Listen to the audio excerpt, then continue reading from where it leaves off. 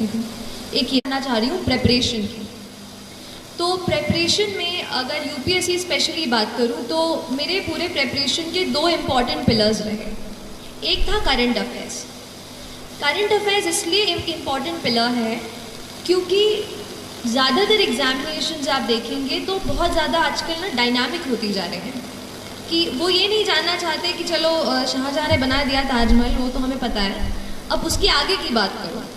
तो अब जो डायनामिज्म एग्ज़ाम में आ रहा है उसके लिए करंट अफेयर्स पे आपकी पकड़ अच्छी होनी चाहिए। और करंट अफेयर्स के लिए मैंने न्यूज़पेपर को जो है सबसे ज़्यादा अच्छे से पढ़ा। पहले इंडियन एक्सप्रेस मतलब पहले तो द हिंदू पढ़ती थी, फिर जब इंटरव्यू मेरा पास आया तो फिर मैंने द इंडियन एक्सप्रेस भी शुरू किया पढ़ना। और जो भी आप हिंदी माध्यम में अगर कुछ बच्चे दे रहे हो तो आप उस तरीके के न्यूज़पेपर पढ़ सकते हैं, लेकिन न्यूज़पेपर आप हमेशा पढ़ें क्योंकि न्यूज़पेपर बहुत ज़्यादा अपने आप को चीज़ों को समझने में, हमारे आसपास एनवायरनमेंट में क्या चल रहा है वो पता करने के लिए आपको हेल्प करेगा। करंट अफेयर्स को मैं इसलिए स्ट्रेस कर रही हूँ क्योंकि मैंने ज़्यादातर अपनी प्रेपरेशन करंट अफेयर्स से खींच के की। जैसे कि एक एग्जाम्पल के लिए देख लीजिए कि कहीं आपने पेपर में पढ़ लिया कि कोई एक एनिमल है जो मतलब जिससे ना पोचिंग, आप पोचिंग समझते हैं, पोचिंग हो रही है उसकी, and you know poachers are being caught, कि पकड़ लिया गया है जो भी इसके शिकार कर रहे हैं, ठीक है। तो या तो हम ऐसा कर लें कि इसका नोट बना लें कि ये एनिमल है, इसका शिकार हो रहा है और पकड़े गए, खत्म। या तो फिर आप एक काम करें, आप देखें कि वो एनिमल कौन सा है, इंटरनेट पे फटाफट गूगल सर्च किया, पता किया उसका IUCN स्टेटस क्या है। IUCN स्टेटस पूछता है ना, क्रिटिकली एंडेंजर्ड है कि क्या है, एंडेंजर्ड है, एक्सटिंक्ट हो गया है, क्या है, वो आपने पहले से सर्च कर लिया। फिर आपने देखा कि उस एनिमल वो कहाँ पाया जाता है, कौन से नेशनल पार्क में इट इज़ फाउंड। अच्छा चलिए असम में मिलता है, तो असम में और कौन से नेशनल पार्क्स हैं।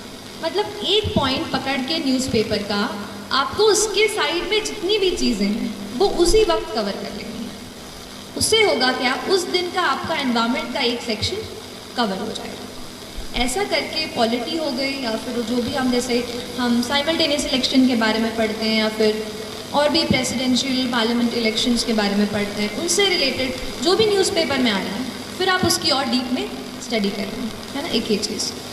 जो दूसरा मेरा प्रिपरेशन का पिलर था वो था टेस्ट्स। देखिए पढ़ते तो हम सब हैं, लेकिन हमें पता कैसे चले कि हमारा स्टैंडर्ड क्या है। देखिए अगर हम अभी आपसे बात कर रहे हैं तो वहाँ कोई दिल्ली में बच्चा बैठा है जो पॉलिटी की लक्ष्मीकांत खोल करके दूसरा पेज पूरा रट रहा होगा, बात सही है। तो वो जो है ना, टाइम का हमेशा याद रखिए, टाइम हमेशा याद रखिए कि आपका टाइम सबसे ज़्यादा ज़रूरी है। अगर आप अपना वक्त निकाल कर इस पढ़ाई को दे रहे हैं, हमारे लाइफ के हम कलरफुल यूथ के ईयर्स अगर हम पढ़ाई को दे रहे हैं तो अपना 100% दीजिए। और टेस्ट्स आपको ये बताएंगी कि आपका स्तर क्या है प्रेपरेशन का। तो जो भी टेस्ट्स हों, चाहे भोपाल में, चाहे अगर आप दिल्ली से कोई फ़ोटोकॉपी मंगवा सकें या जिस भी परीक्षा की आप तैयारी कर रहे हैं, ऑनलाइन अगर आपको कहीं टेस्ट मिलता है तो आप अपने आप को जांचते रहें। हर रोज़ 10 से 20 सवाल MCQ, या अगर रिटन हो तो मैं 1-2 आंसर्स रिटन जो बड़े अपने सब्जेक्टिव आंसर्स थे वो मैं 1-2 रोज़ लिखा करती थी।